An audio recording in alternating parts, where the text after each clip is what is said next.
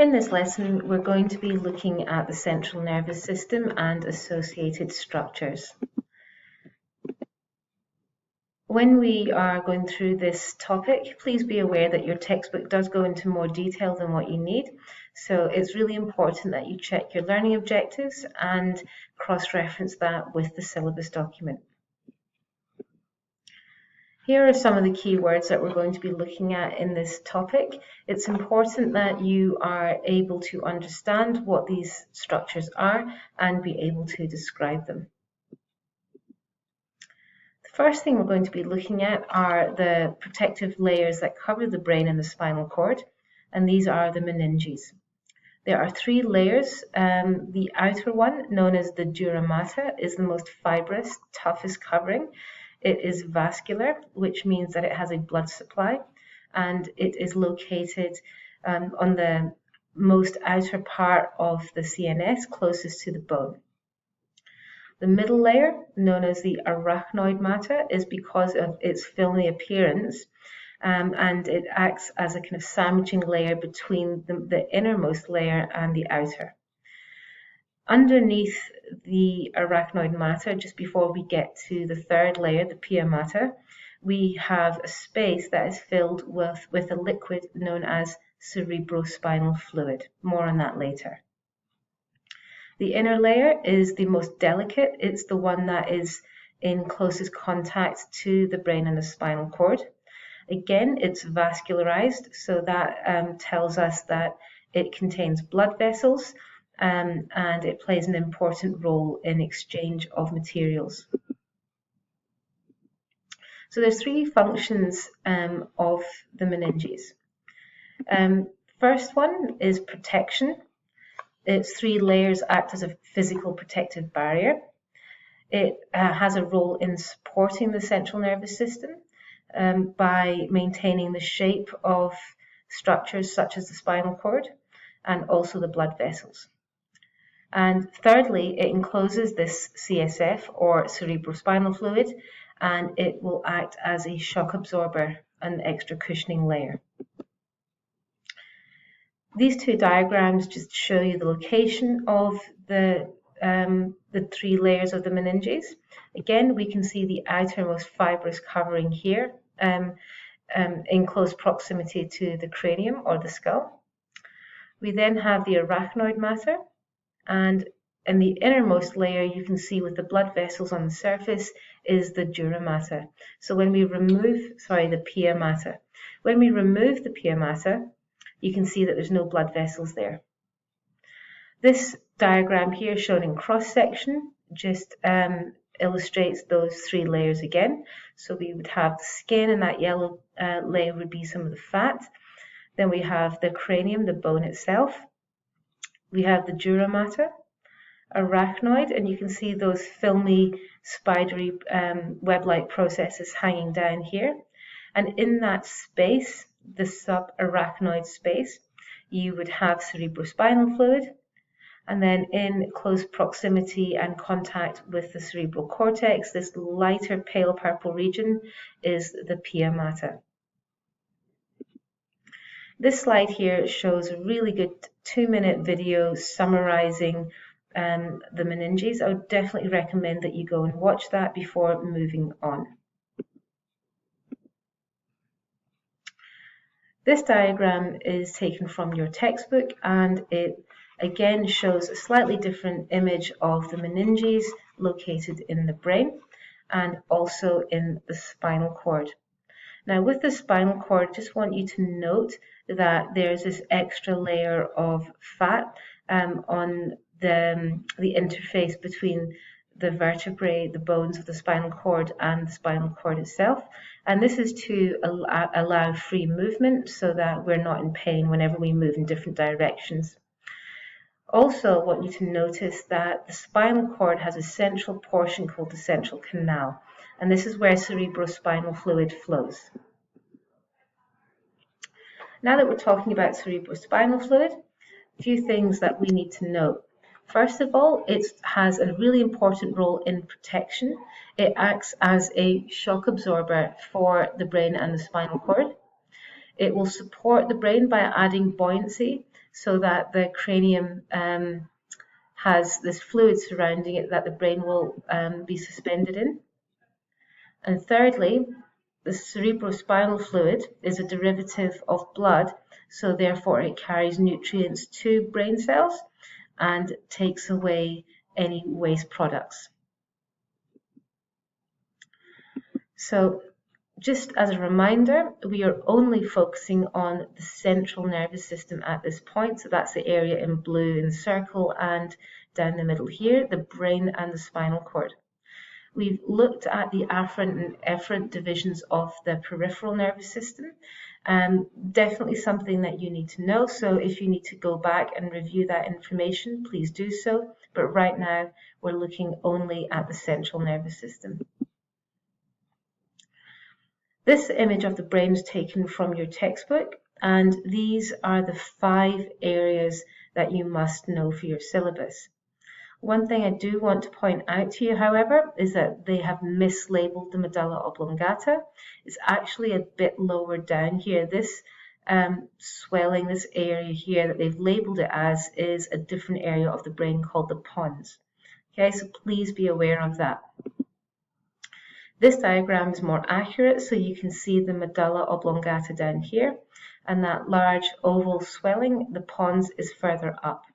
So the medulla here, medulla oblongata, then connects onto the spinal cord.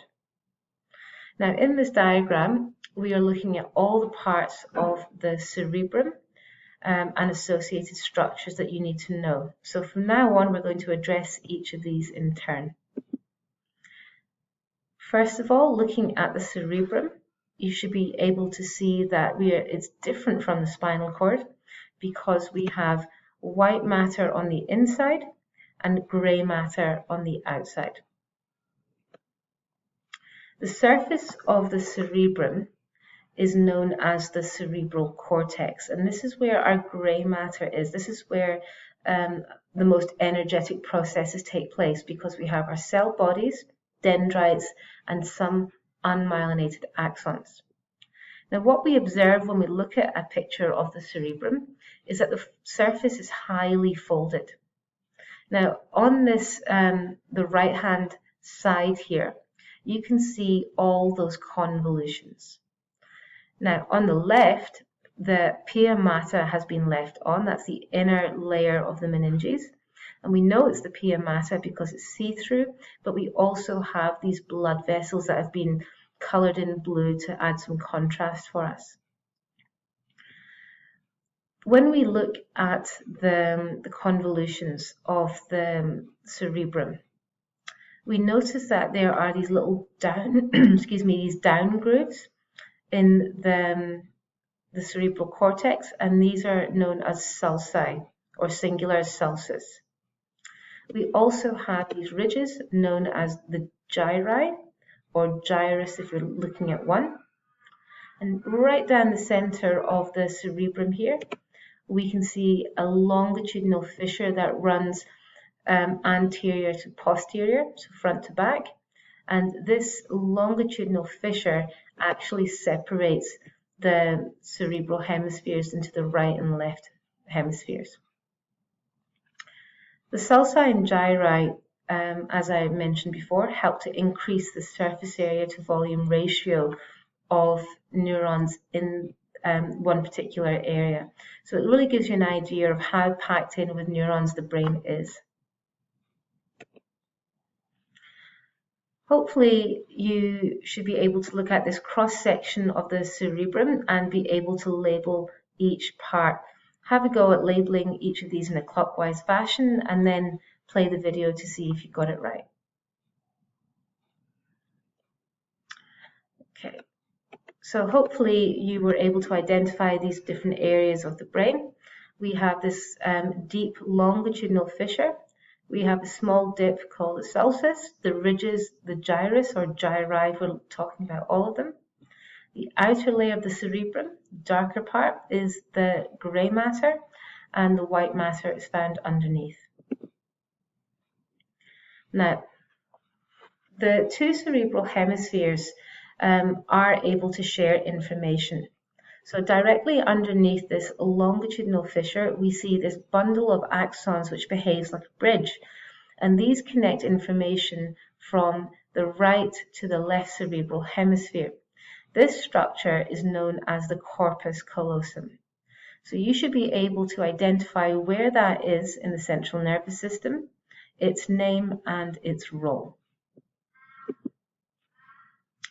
Moving along to look at the overall gross anatomy, we can see that the cerebrum is largely divided into 4 lobes.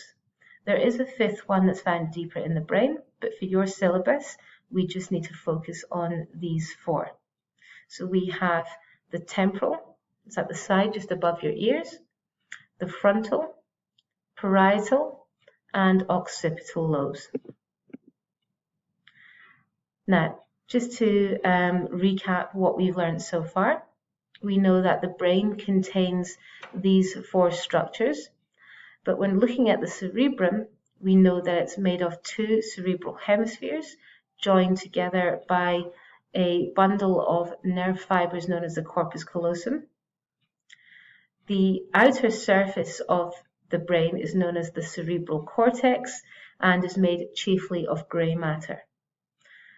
Inside the cerebrum, we have white matter, and the surface of the cerebral cortex is highly convoluted, and that gives us ridges called gyri, dips called sulci, and much deeper downfalls called fissures.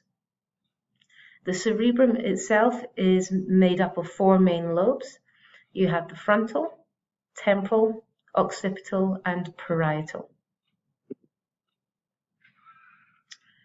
So now we're going to be looking at the function of the cerebral cortex and why it's so important. The cerebral cortex is where most of our higher order functions such as reasoning, memory, logic, conscious awareness, all take place, our ability to problem solve. This is what separates us from other organisms, is the sheer volume of neurons that we have that allow us to carry out these complex tasks. So there are 3 types of functional area in the cerebral cortex. We have sensory areas, which allow us to receive information from the internal and external environments and process that information. So we receive those impulses from sensory receptors and sense organs. The next thing we look at are the motor areas, and this functional area will send impulses to muscles, particularly skeletal muscles, voluntary muscle, which allows us to carry out tasks. And finally, we have association areas. So association areas are concerned with our intellectual and emotional functioning, how we reason, make sense of things, create memories, learn new tasks, which memories are stored and retrieved are all to do with our association areas. This diagram again is taken from your textbook, and I just want to take a moment to look at this with you. So again, there are 4 main lobes in the brain. We have the frontal lobe, okay, and this is where our logic, reasoning, and personality is. So this is an association area. We then have the temporal lobe here, and in the temporal lobe, this again has an association area, but it also receives information. So, for example, the temporal lobe is where we interpret sound as the sound waves as sounds that we can hear and understand. So we have an association area that makes sense of those sound waves, while we also have an area that detects that information. The occipital lobe at the back, this is our contains our visual cortex. So it allows us to receive those light signals from our eyes and retinas and optic nerve, and we are able to make sense of that information and understand those signals as visual images. The last lobe is the parietal lobe, located up here. And this area is associated with senses from muscles, the skin, arms. It also is where we have primary areas of taste and processing from sense organs taking place.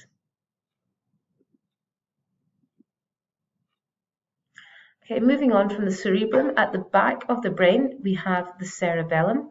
This image shows a cross section of it, so you can see the white matter branching out like branches of a tree with the grey matter surrounding it, and again the grey matter is on the outside. The function of the cerebellum is really important. It allows us to coordinate movement from our skeletal muscles in a smooth and efficient action. If your cerebellum was damaged or diseased in any way, that movement would become very jerky and uncoordinated, and we wouldn't be able to carry out fine motor control, such as holding a pencil, threading a needle, things like that. So it's important to think about how these organs function and what would happen if we had a disease. So for example, something like Parkinson's disease would affect the cerebellum, and that affects our fine coordination and smooth movement. The cerebellum also helps us to maintain muscle tone and posture. And how it does that is it constantly receives information from stretch receptors in the muscles, allowing us to detect the length of those muscles and therefore help with posture. So again, without the cerebellum, smooth and coordinated movements would not be possible. So it's a really important organ. Moving on to the hypothalamus, that's this little purple region in here. We know that the hypothalamus is a really important organ in terms of its endocrine function, but it also does a lot of other processes. It regulates our body temperature, our hunger, our waking and sleeping patterns, our thirst, emotional responses, and even some autonomic functions. So it's a really, really important organ. It may be small and located deep within the brain, but it does quite a lot. Finally, we've got the medulla oblongata. So again, this is probably a better image to be working from. You can see that it lies directly underneath the pons and leads onto the spinal cord. Now, the medulla oblongata is under subconscious control. So it is associated with our involuntary reflex responses, and it can be described as carrying out autonomic responses. The medulla oblongata is where our cardiac center is located, so it regulates heartbeat, and it's also where our respiratory centers are found. So we will talk more about this in the next topic, but it controls the rate at which we breathe and the depth of our breaths. The medulla oblongata also contains something known as the vasomotor center, which will regulate blood vessel diameter. So if you're thinking about vasodilation and vasoconstriction, our blood vessels getting wider and narrower depending on temperature, this is controlled by the medulla oblongata. Finally, the medulla oblongata is associated with reflexes such as swallowing, vomiting, sneezing, and coughing. So subconscious things that, yes, we can make ourselves do some of these things, but when they happen, they happen automatically within our body. It's regulated by this area of the brain. Okay, moving on to the spinal cord now.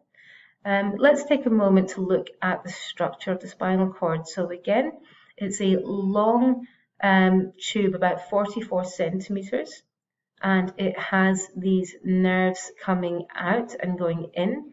So we have the dorsal portion and the ventral portion. I know that this is the dorsal portion because of the ganglion here. It also has the 3 meningeal layers. The pia mater is closest to the spinal cord, so it's actually covering it. then we have the arachnoid matter, and then the dura mater. The function of the spinal cord is to receive information from sense organs and process that information, and it may provide a reflex, or it may send information up through ascending tracts to the brain, which will of course come back down through descending tracts before a motor signal is sent out. Okay, so with this diagram, again, pause the video and see how many labels you can identify without looking at the answers.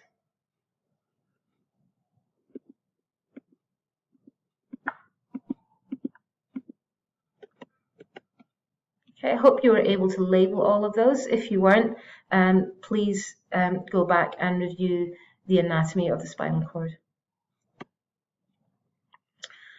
As I touched on early on, the structure of the spinal cord is a little bit different from the brain, as we have this central canal here.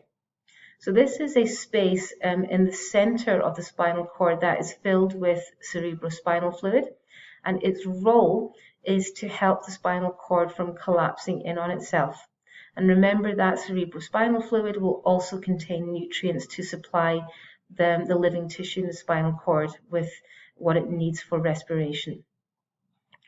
This area that's colored in green on this diagram or this image is the gray matter, and remember that is made up of dendrites, cell bodies, and unmyelinated axon fibers. The portion that's colored in red is the white matter, and this contains the myelinated nerves. Now remember, this is different from the cerebrum, so the grey matter is on the inside of the spinal cord, whereas it's on the outside of the cerebral hemisphere. Okay, so just to recap what we should already know, there is a spinal nerve, which is a mixed nerve, and this will fork out into the dorsal root, which contains the sensory neurons, and this travels into the spinal cord. And we have a collection of nerve cell bodies here called the dorsal root ganglion. We have the ventral root coming out, and this contains motor neurons, and you'll note that their cell bodies, these little circles, are found inside the grey matter, and this is the efferent pathway taking motor neurons down through the ventral root, and eventually it joins up to form this mixed spinal nerve. Okay, here's some diagrams of the spinal cord just to show you the orientation of it. So we have the dorsal portion, or the dorsal horn of that grey matter, and then we have the ventral region. So the dorsal region is where the dorsal root connects to, and the ventral region, the ventral horn, is where the ventral root comes out of. Okay, just to recap, see if you can label these different parts of the spinal cord. This time there aren't any labels to help you, and see if you can actually describe the function of each part. Answers are on the next slide. Okay, I hope you were able to get all of those. A good practice skill would be to describe the pathway of a electrical impulse from the starting point, which would be receptors in the skin, and how that can bring about a reflex or a voluntary response. Okay, that's everything for this lesson. Thanks for watching.